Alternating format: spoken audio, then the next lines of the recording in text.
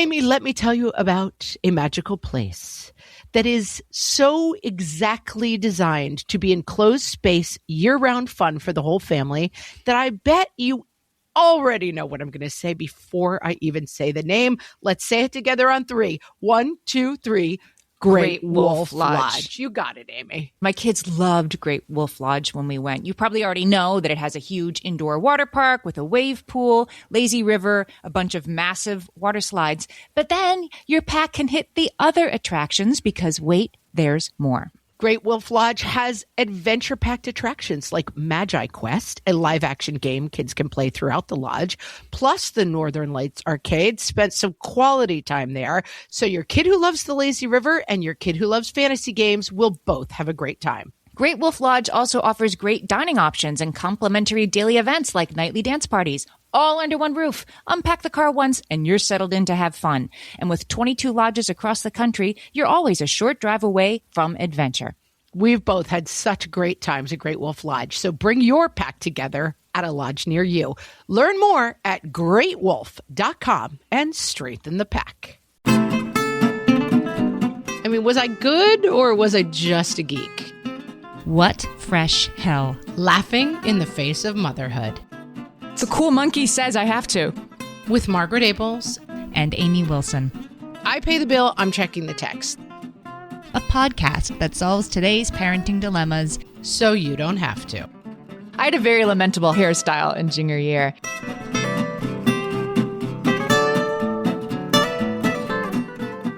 Hello, everyone, and welcome to What Fresh Hell, Laughing in the Face of Motherhood. This is Margaret. And this is Amy, and today we are talking about peer pressure. Under pressure. I'll have that song in my head all day after having this conversation. But first, let's go to mailbag. Oh, yes. Wait a minute. Time for mailbag. Wait. Check the mailbag. Amy and Margaret. This is a fun mailbag from Kim via email. She says, totally random fangirl moment. I recently decided to rewatch Felicity to relive the moments from my college years. I was folding laundry and not looking at the screen when out of nowhere, my ears perked up and I thought to myself, is that Amy Wilson? Mind blown, worlds colliding. What an unexpected delight. Love the podcast. That is all. I love this. Amy, who did you play on Felicity? I've never seen Felicity, but I will go back and watch you now that I know you're on it. I was in 2 episodes. I had a scene with Felicity. Tangi Miller, who is one of the actresses in the show, she was having an affair with a professor. Okay. And I had also had an affair with the same professor. It was a very 90s look at sexual harassment. You were Felicity's aide. Oh, yeah. I'm picturing you as like the guidance counselor because I'm picturing current Amy. It's because I think that show's 5 years old. That show is like 20 years old. Well, okay, so I want to hear something crazy. A thing about Felicity, which is fascinating. By the way, guys, this episode is no longer about peer pressure. It is about Felicity. It is a Felicity recap episode. The part that I played wasn't that interesting. I was on 2 episodes, but the reason that I was playing that part is fascinating. I went in for a very large part to play the girlfriend of one of the guys on the show and didn't get it. And they threw me this as like a little consolation prize, this much smaller part. The girl who did get the part of the girlfriend, Jennifer Garner. Oh, Amy. Sliding doors. Sliding doors. I think I'll take it how it worked out for me. I mean, I love Jennifer Garner, but, you know, she's had her struggles, so. Interesting. If you had gotten it, we would not have the What Fresh Hell podcast. So I just thank goodness for Jennifer Garner for nailing that audition, because otherwise I would be all alone talking into a mic by myself. And you would be married to Ben Affleck, or you would be divorced from Ben Affleck. Would have been. Yeah, exactly. Would be dealing with that. Correct. Sliding doors. All right. Well, Amy, I guess now that we've done our Felicity recap and imagined a world in which you turn out to be Jennifer Garner, we need to talk about peer pressure, which suddenly seems slightly less interesting, but let's give it a go. Well, yes. I wanted to start with definitions of exactly what peer pressure is. The dictionary, Merriam-Webster, says it's a feeling that one has to do the same thing as other people of one's age and social group in order to be liked or respected by them. Correct. And then Centerstone, there's somebody who actually works works with adolescents with mental health and addiction struggles. They come at it from the point of view of the external force. They say peer pressure is an external force of influence on our decisions that might have an effect on our physical or mental health. I was listening yesterday to the Decoder Ring podcast, great podcast from Slate. It's the episode about fame, if you want to look it up. And they were talking about how they did all these studies with monkeys, and they would put a Starbucks label and, let's say, Coca-Cola label. And next to the Starbucks label, they would put a picture of a high-status monkey, attractive, good monkey. And next to the Coca-Cola label, they would put a picture of a low-status monkey. And then the monkeys had to press a button to get food. They got the same food, whether or not they pressed Starbucks or Coca-Cola, but they all pressed the Starbucks button because they wanted to be like the high-status monkey. This stuff goes deep. I read another study preparing for this. Mice would run faster if another mouse was watching than if it wasn't. Like crazy, which is crazy stuff. This goes deep. I think it's always good to start with the biological imperative, as we love a biological imperative, because sometimes I think when we're dealing with our kids, we're like, who cares what Janie thinks? I get that her hair is shiny, but otherwise, why would you follow Janie around? That's lame, and just cut it out. Mm-hmm. But we have to recognize that this stuff goes deeper than whether or not we think Janie is cool.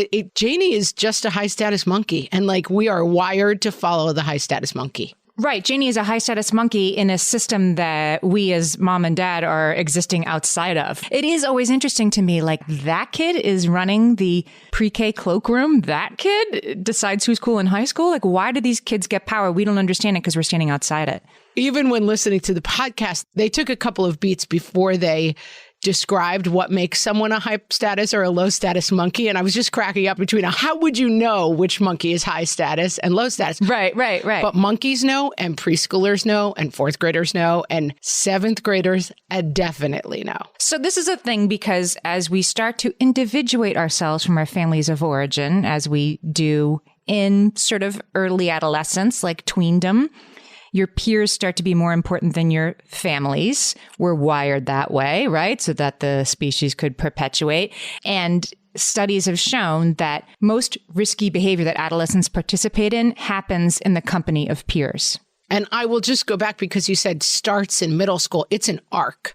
So like it really starts in maybe pre-K, kindergarten, but it's like they're tipping into their peers being most important. But my younger kids, definitely. I mean, by second grade, they're figuring out who the high status monkeys are.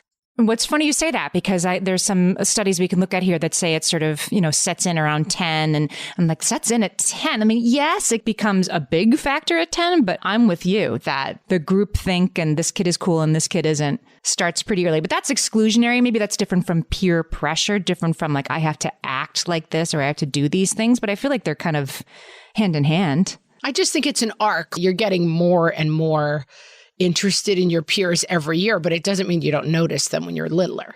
But what's different about this age group is that studies have shown there's this guy named Lawrence Steinberg who kind of peer pressure is his thing. And he's proven that the presence of peers makes adolescents and youth more likely to take risks and make risky decisions, but not little kids or grown-ups. There's something that happens at this peak in this middle age.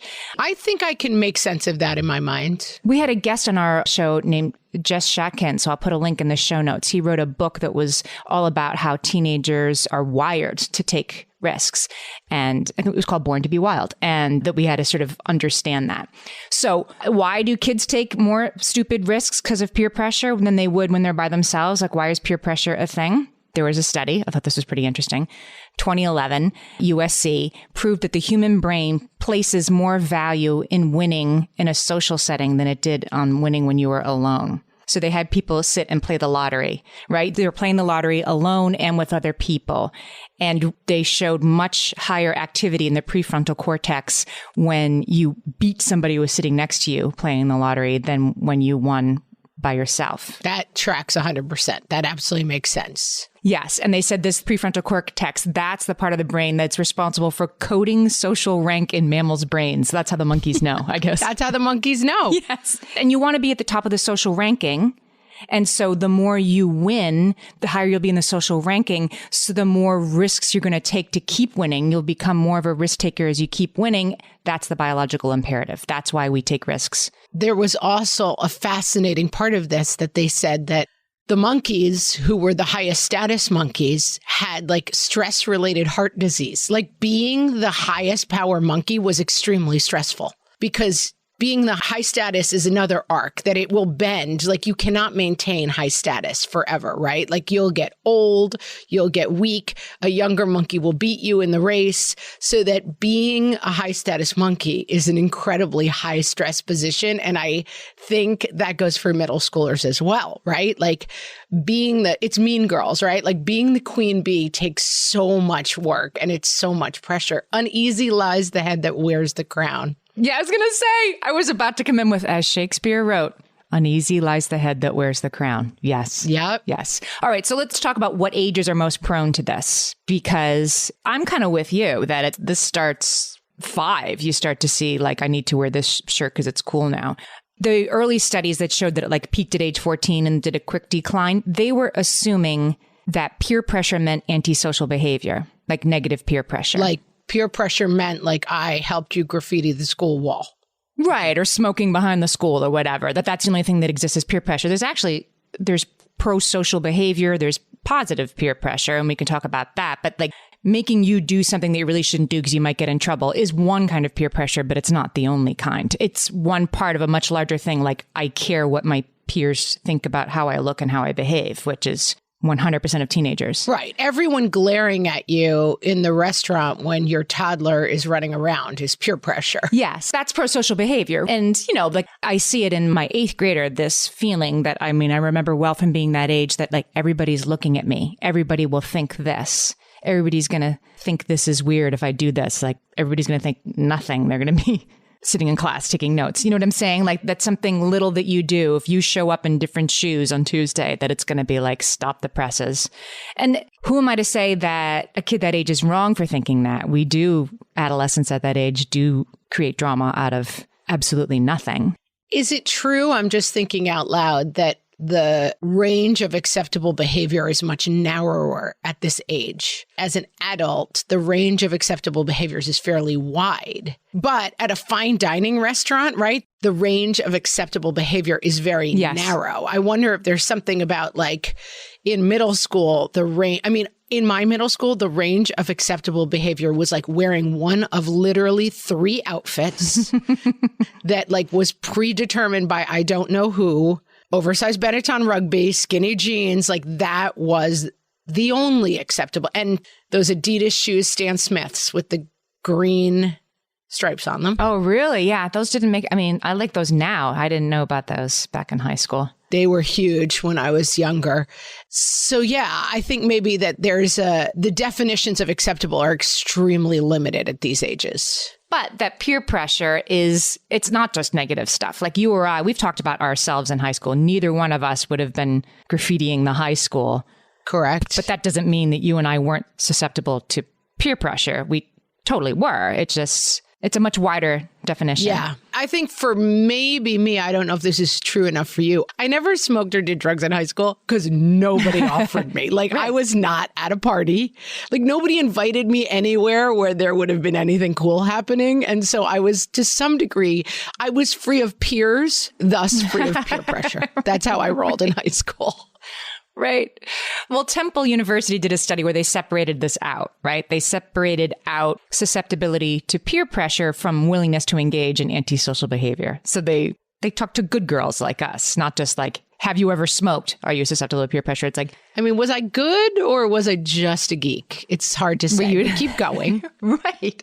And they showed that resistance to peer influences starts to set in around age 14, that peer influences are at their peak around them, but so your ability to resist them starts to also set in around age 14, like 14 to 18 is the greatest growth in being able to stand up for yourself and resist peer pressure. We almost don't have the ability to do that before age 14. We are a lot better at that by 18, and then it kind of stays the same. It doesn't like continue to get better. It's something that we learn to do between 14 and 18, this study argued, which I thought was pretty interesting.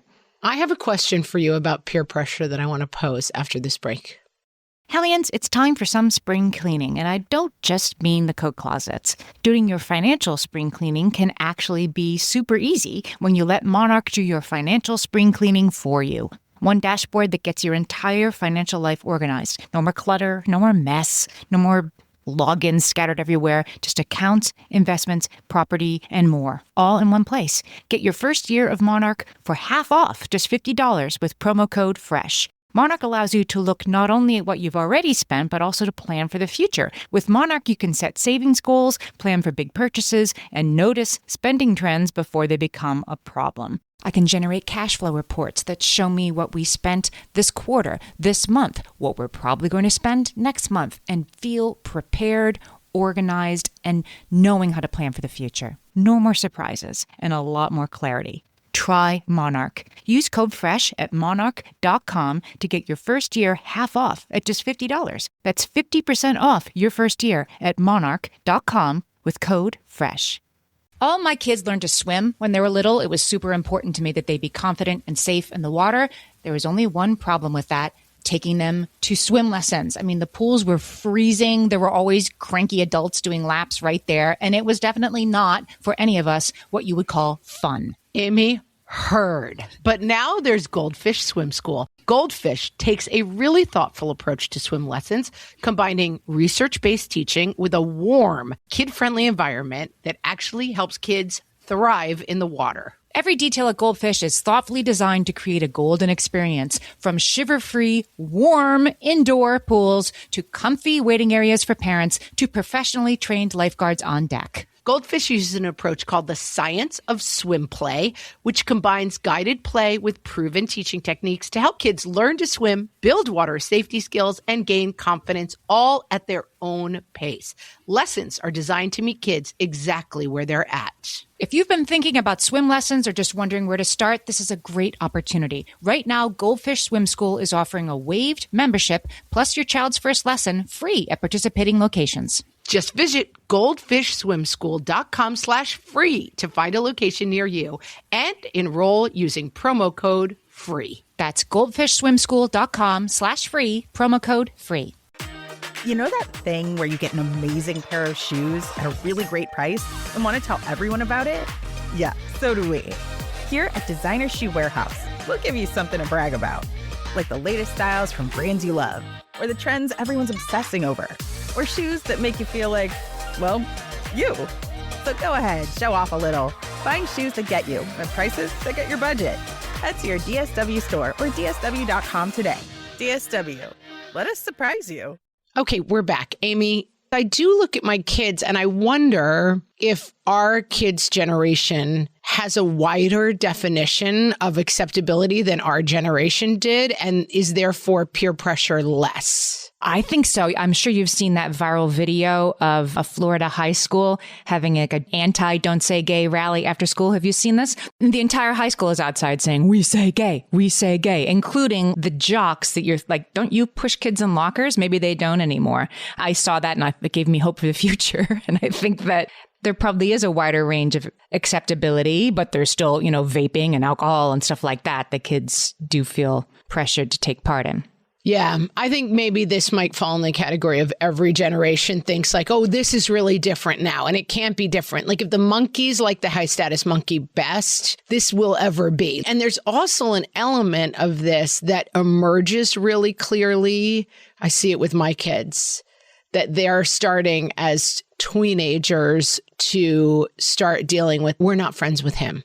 Or there's like a game where the kids, they have screen names. And now they add a certain signifier to the screen names to indicate that they are part of this gaming group, right? Mm-hmm.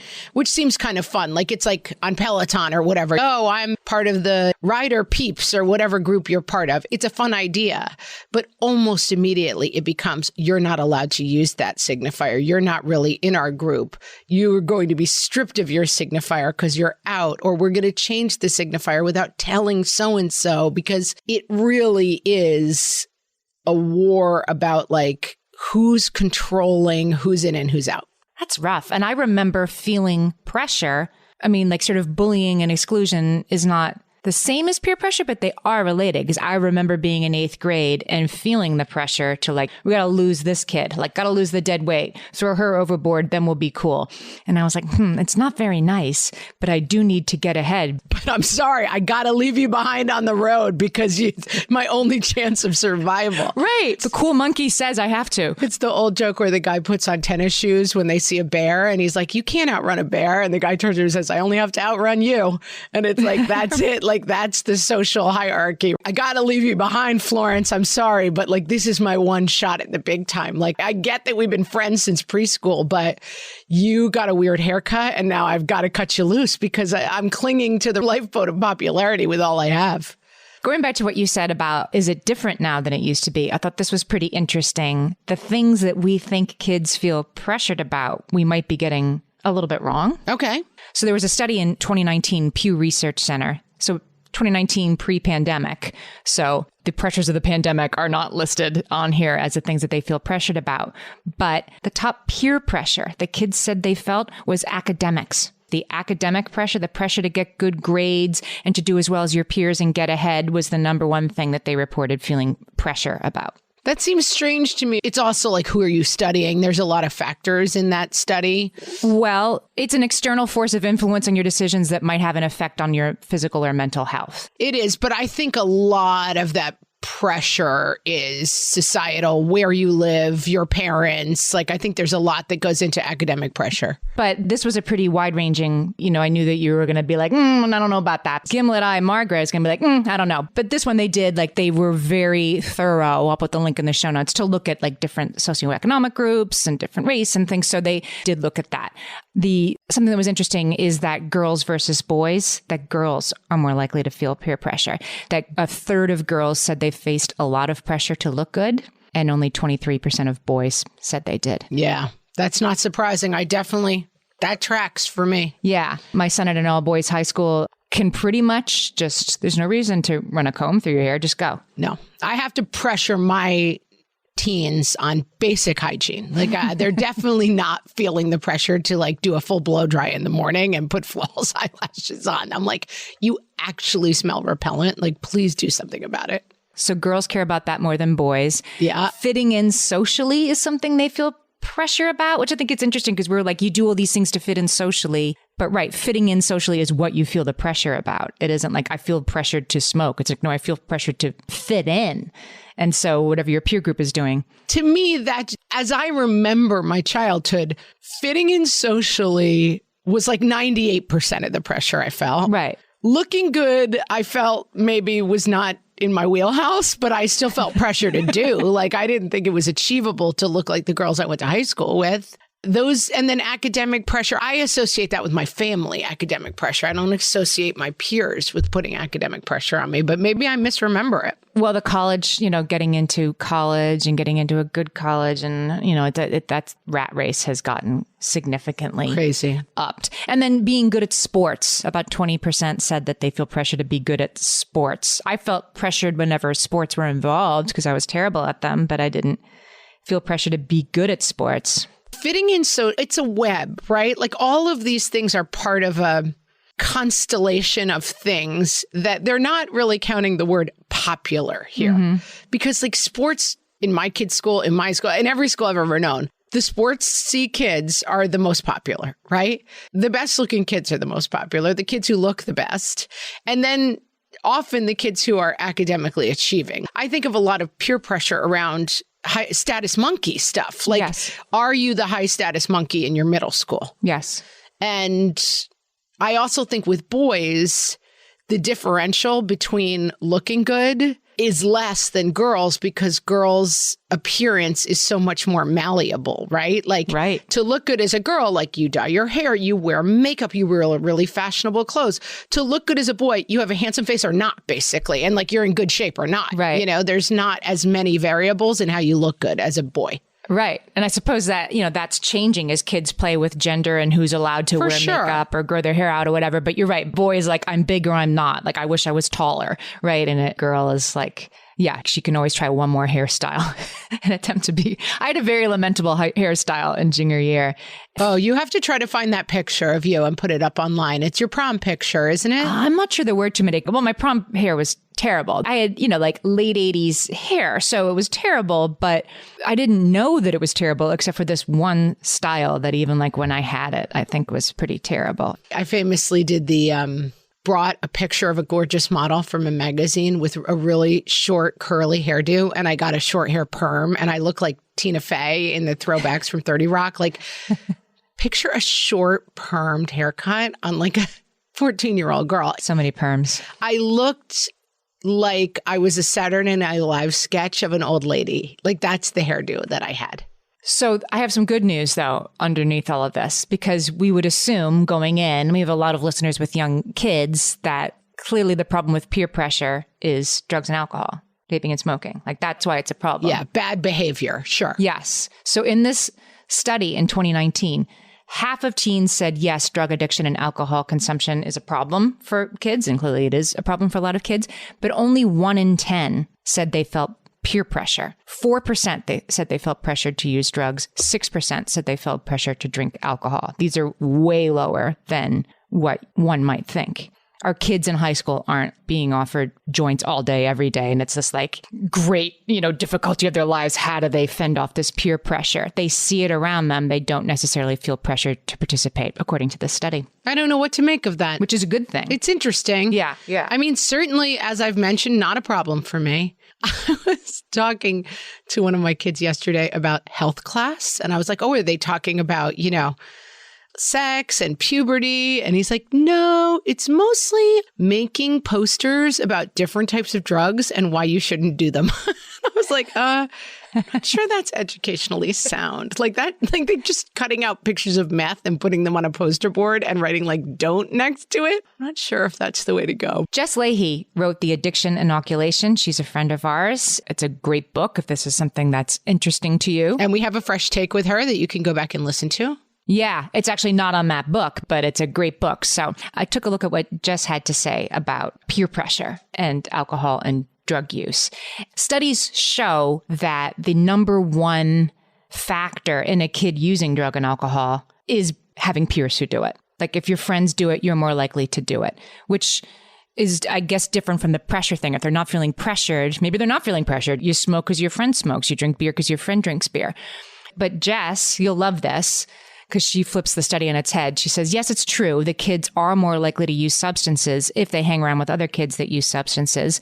But it's also possible that kids who are more likely to use substances find other kids who are like that in the first place. Yeah, go Jess Leahy, because that's exactly what I was going to say. It's not necessarily cause, it's correlation. Right. And she talks in the book about how, when your kid, say you have a kid who is getting in trouble and you're dealing with it as you should as a parent, it's sort of comforting as a parent to be like, well, if only you'd never met that kid Bryce, like it's Bryce's fault that you did this, got arrested, whatever it is. Poor Bryce. But your kid wanted to be friends with Bryce, right? Exactly. It isn't necessarily Bryce's fault, that it's a natural instinct for us to be like, our kids would have been fine if it wasn't from this insane amount of peer pressure that finally, cracked them.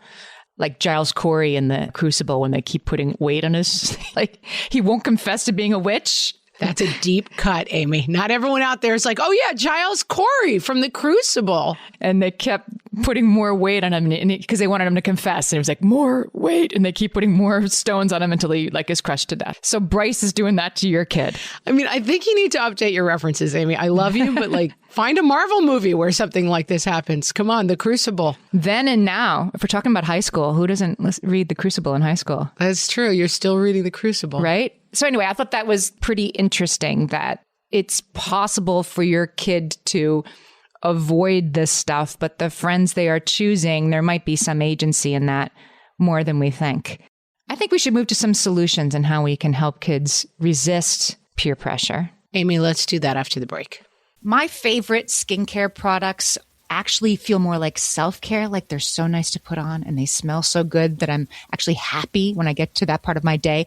And I swear that is how I feel about Osea's anti-aging body balm. Amy, you are usually the lotions and potions queen on this podcast, but I have to say, hard agree. Osea's anti-aging body balm is a liquid silk body balm that combines the lasting hydration of a lotion with the firming power of a serum, leaving skin smoother and firmer. This body balm is clinically tested and designed to deliver visible results you can see and feel. So we've gotten to use this product for a couple of months now, and I swear I have really noticed firmer and smoother skin, like on the back of my hands. It's like getting a mini spa treatment from head to toe. Get a spring-worthy glow with clean, clinically tested skincare from Osea.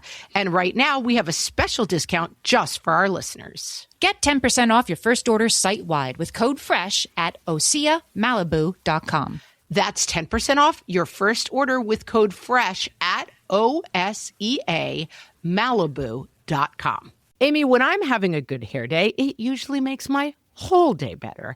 And that's why on every day, I'm taking Nutrafol. Nutrafol is the #1 dermatologist-recommended hair growth supplement brand. And it's the #1 hair growth supplement brand personally used by dermatologists. Nutrafol's hair growth supplements are peer-reviewed, NSF certified for sport, and clinically tested. Nutrafol offers multiple formulas for men and women tailored to different life stages and lifestyle factors, so you get support that's actually right for you. Adding Nutrafol to your daily routine is easy. Order online, no prescription needed, with automated deliveries and free shipping to keep you on track. Let your hair be one less thing to worry about. See visibly thicker, stronger, faster-growing hair in 3 to 6 months with Nutrafol. For a limited time, Nutrafol is offering our listeners $10 off your first month subscription and free shipping when you visit Nutrafol.com and enter promo code LAUGHING. That's Nutrafol.com, spelled Nutrafol.com, promo code LAUGHING. And now, your guide to spring cleaning. From the What Fresh Hell podcast. Take a Saturday morning and put all the coats, mittens, and boots carefully away into storage. Then on Monday, there will be an unexpected cold snap, and you will take it all out again. You'll do this like 4 times. Consider it your exercise for the month. Don't forget to clean up under the couch cushions. You'll mostly find half-eaten snacks, but there is also a chance you'll find the TV remote that's been missing since October. Change up your bed linens for the new season. Except for the ones on the top bunk, that one never gets changed. They just stay there until the kids head off to college. Cull your wardrobe. Get rid of those tired items. And by items, we mean yoga pants. And pick out some bold new pieces. And by pieces, we mean yoga pants. Clean out the fridge. Seriously, you need to clean out the fridge. There's a peach in there from like 16 months ago. This has been your guide to spring cleaning. From the What Fresh Hell podcast. I do think there's a bit of a dilemma for parents here in terms of like, I don't want you exposed to peer pressure. Therefore, I'm going to try to control who you're friends with, who I think is engaging in bad behavior. And I think that can be a really tough call in a million different ways. A, you're sometimes judging it wrong. You know, I felt sometimes, especially in high school, that the bad kids were like the misfit kids and that some of the really popular kids were actually up to a lot more shenanigans. Yes, the kind of peer pressure, drinking, smoking, drug use, your kids are more susceptible to if they're around kids engaging in that behavior. But A, it's hard to know who's doing that. And B, it's a little tricky to be like, I don't want you to be friends with those kids. They're bad. Jess Leahy says that what we need to do is to equip our kids with the skills they need to stay safe and healthy no matter who they hang out with. I like that. Yeah, because I mean, I'm thinking back, like, did I just get lucky? Did I just not have, friends and neighbors who are taking part in risky behaviors? I mean, I think I was kind of a good girl and I would have sought out the other well-behaved, high-achieving students anyway, but I'm not sure. Karen Hasselman, she's a school-based therapist. She says that peer pressure is just about boundaries, that it's just setting boundaries for kids, and that they find it even harder to set boundaries than we do as adults because they want people to like them, right? Like, I think that's what's different about adolescents and adults. Do you like me? Do you think I'm weird? Like, worried about what other people think? That's at its peak at this age. And I have said this before, and I will say it again, because it is the one thing that I really believe is true. Not the one thing. Can't get pizza from a Chinese restaurant. You'd be much happier if you knew how little other people thought of you. I got a million of them, guys, but this one is important. My parents did me the great gift in high school of setting really firm boundaries for my behavior. Because I've said before, the one time I went to a high school party, I ended up like illegally driving a bunch of lacrosse players around because they asked me to. I didn't have a license. Like, it was so outside of my character. I didn't have a character. I was like a mushball, goofy loser who the second a lacrosse boy asked me to do something, I was like, okay. Right. I mean, I had no sense of self. I think in general, it is best to keep your kids close while they are young and set really firm boundaries. Yeah. I just think that unless your kid has a really strong character, being out in the woods with a bunch of drunken teenagers when they're 15 and 16 years old, I can't see the upside of it. Not allowing your kids to be in high peer pressure situations when they're too young to have those boundaries for themselves. Listen, some people will argue, and I've heard this before, right? If you're like crazy, like your curfew is 9 p.m. and you can never go anywhere, your kid's going to sneak out. You have to find a balance here, but I think it's really important to hold off. By the time I was in college, I was a lot more ready to be like, yeah, I don't do that actually, but thanks. Yeah. Well, 14 is different than 15. 15 is different from 18. You know, I have a 14, 17, and 19-year-old right now. And like, a teenager isn't a teenager, right? I'm trying to say there's like 6 stages. And you can say, I have said to my 14-year-old, like, you were too young for that. 14-year-olds don't do that. 14-year-olds aren't ready to do that. I've said that to more than one of my kids when they were 14. And that's just true. And then once they get older, Jess Leahy's book is actually full of, you know, she's talking about more like high school aged, that sort of clamping down and like, you may not do this. You have to stay home all the time. It does get harder as they get older. But what's impossible to ask of them is that in these situations, they say, you know, I don't believe in that. I just say no to drugs and alcohol. Like to try to give them that is not going to work. They're not going to do that because what their peers think of them is more important than what their parents think of them. Their prefrontal cortex isn't formed yet. So if the lacrosse boy thinks you're cool, you've won the next 60 seconds and that's all you're thinking about. That's all you care about. You're not thinking about what's going to happen when you crash your mom's car and you don't have a license. One thing that I do think helps with this, and this isn't avoidable, like my parents did a lot of right things and I was still driving the lacrosse boys around with no license on the one night I went out. I mean, it's hard to, Right. You're not going to get this 100% right. It's a slippery slope. But I think it's also very important to put a very fine point on this. So in our town, we have a little walking town so the kids can walk into town after school. And one thing I always say is you can walk into town with your friends. They start pretty young, like 10 years old. You know, I give them some money, but you better be following these 6 rules. You're not allowed to walk with your phone on. You're not allowed to be rude to anybody in town. If you go to the pizza place, you're not allowed to disturb other people's meals by being foolish. Sometimes I'm out and about happenstantially, and sometimes I do a pop-in inspection and I pretend I was out and about. I saw one of my kids walking across the street looking at their phone, pulled over, get in the car. We're going home. You're not allowed to do that. And you're not going into town for 5 weeks or whatever. I think you can really be clear about your expectations. You can go to this party, but I'm going to find out if there are parents there. And guess what? Your teen is going to scream and yell at you and act like you're the worst person alive, but bring it, kid. I'm going to find out if there's a parent there. I'm not sending you to a party where there's no parents around. I'm not doing it. So hate me if you want, I guess. But also, I mean, where I live, it's like, I got to drive you there. So it's up to me whether or not you're really going. But I think you can loosen those restrictions as they get older. My kids sometimes will say to me, there's a part of our house where there's a window that I can look into and see what's going on in the living room. And my kids have yet to figure this out. And they're like, you know, old now. But I will occasionally be like, I told you not to eat in the living room. And I'm in the kitchen and they don't understand that I can see them through this weird little reflection. And they just think that I'm all powerful. And like, I'm keeping that going for as long as possible. Yeah. It's actually a good thing for kids. The stuff that Jess Leahy suggests that we arm our teenagers with is less, you can do it. You don't need them as friends. Like, none of that is useful. But to say, you can say, throw me under the bus all you want. My mom is crazy and she'll ground me for like a year if she knew I was doing that. So I can't. Or, you know, I'm allergic to alcohol. Like the things she suggests arming kids with are these sort of get out of jail free cards that are a lot of sort of blaming the parent. My mom won't let me, or I actually have to be home in half an hour. And your kid needs to be able to get out of the situation without asking them to do something that is very, very hard for them to do in a time when seeking their peers' approval. That is impossible. Right. Yeah. And I think you start that early. Like I know with my kids' phones, I always say to them, you better tell every, creepy little friend of yours that I read all of your texts. And if I see something that comes in on text that I don't like, I will jump on that text thread. And I know some of their friends give them a hard time about it. Like, you're too old to have your mom checking your texts.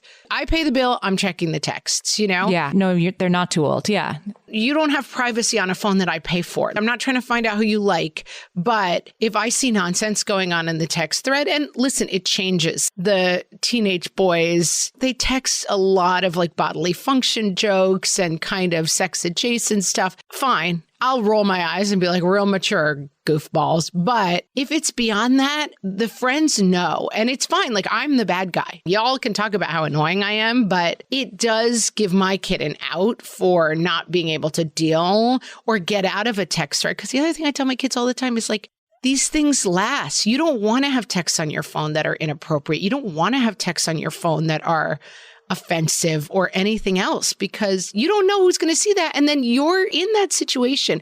You don't want to be the kid in the woods where something bad happens. We just had an incident at a local school where it was clearly a giant group thing and it's incredibly ugly and stupid. And I bet a lot of those kids were pretty peripheral to it, but they didn't stop and say, this can't happen. The other thing that I think is important to think about when you're sort of thinking like what works and how am I going to create a kid who has a little more Teflon about this stuff is to give them independence when you can. I'm not saying like, I will never read your texts, but letting them make their own decisions, letting them have independence, letting them express their individuality. Like, we should lean into that stuff because that is actually going to give them greater, earlier resistance to peer pressure. I want to go back to this Lawrence Steinberg who studies peer pressure. He suggests that this is when it kind of ends, that he says the peer influence is a developmental phenomenon that's bounded by individuation from parents at its onset, right? So they're starting to worry about their peers more than us. That's when it starts. And when you've developed a sense of identity, that's when that over-reliance on what your peers think comes to an end. And you can't like rush it. Every 16-year-old is going to wonder what their peers are thinking. But you can create a kid that has their own head on their shoulders by rewarding opportunities for them to do so, by rewarding them when they do so. And that makes sense to me. That's something that's positive besides, here's 5 things to say when somebody hands you a Solo cup. I think that's one approach, right? And the other approach is just to reward our kids for thinking for themselves and taking steps towards individuality. That's right. And I do want to emphasize that because what I'm saying about boundaries, it doesn't mean you like lock them in their room until they're 18. You try to keep them out of situations that the water's too deep for them. They're really in over their heads. But you let them walk into town. One example I use all the time is at the town pool. I never discipline my kids. I let the other parents or the lifeguards discipline them. So if they're splashing and another mom's like, you guys cut it out, that's a learning for them that doesn't come from me. And sometimes they'll come down and be like, another mom yelled at us because we were roughhousing around her baby. I'm like, good. Right. That's what happens. Like, you can't act the fool at the playground. Natural consequences. Yeah.